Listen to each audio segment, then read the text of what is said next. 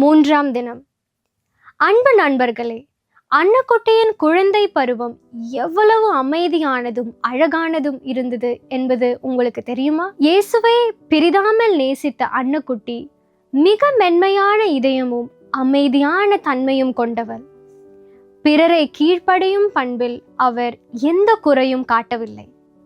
தாய் இல்லாமல் வளர்ந்த அன்னக்குட்டி தனது துயரங்களை இயேசுவோடு பகிர்ந்து கொண்டார். தாயின் இடத்தை பூர்த்தி செய்ய அவர் மாதா மரியாவோடு மற்றும் புனிதர்களோடு நெருக்கமாக இருந்தார்.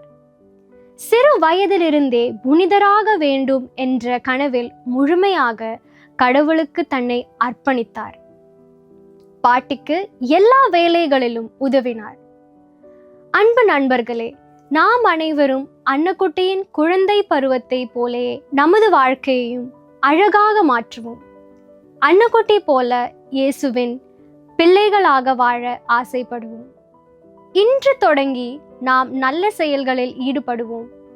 நம் துயரங்களை இயேசுவிடம் அர்ப்பணிக்க கற்றுக்கொள்வோம். தொலைக்காட்சி, கைபேசி முதலியவற்றில் வீணாக்கி கழிக்கும் நேரத்தை பெற்றோர்களிடமும் நம்மை நேசிக்கும் உறவினர்களிடமும் செலவழிப்போம். நாம் அனைவரும் ஒரு அல்போன்சா மாணவனாக மாற முயற்சி செய்வோம்.